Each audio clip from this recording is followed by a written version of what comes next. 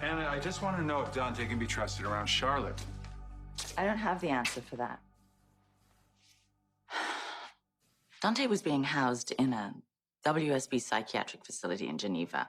He was under the care of a Dr. Warren Kirk, who was allegedly treating him for PTSD. Why allegedly? Because Kirk ran a highly specialized unit, and it would be very irregular for him to be treating a patient with PTSD. Okay, so why don't I reach out to Dr. Kirk? He can't. He's dead. Murdered. Before or after Dante was released from his care? After. Now, the Geneva police, they chalk it up to a mugging gone wrong, but they haven't apprehended any perpetrator. And to me, it's too convenient, you know? Especially given the fact that Obrecht was also one of his patients. Obrecht? She's in Steinmeier. No, he had her transport. Oh, and now he's dead. Yeah. And now Obrecht's whereabouts are classified, and they're above my clearance level. Above your clearance level? I hadn't realized there was a level that high. Apparently there is. Franco also had a preliminary consultation with Dr. Kirk. With Dr. Kirk? Yeah. And now Dante just saved Franco's life. Did you know that? Yes, I did. I just made Alexis's bail. But why would he do that? Dante had no use for Franco. Why would he suddenly go out of his way to save his life? So Dr. Kirk was treating Dante, Liesel, and Franco. Other than that, what is the connection?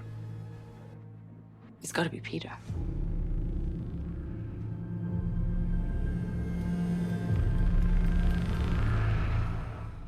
Dante works for Peter. He is his head of security. Peter saved Franco's life when the assassin tried to kill him in the OR, and the connection between Obrecht and Peter is obvious. She hates him. She blames him for Nathan's death, and she framed him for her crimes. Okay, so why did Franco meet with Dr. Kirk? Well, Kevin Collins referred him because Franco's hearing Peter's voice in his head. And Dr. Kurt thought it had something to do with what Shiloh and Dr. Cabot did to him when they imprinted Franco with Drew's memories.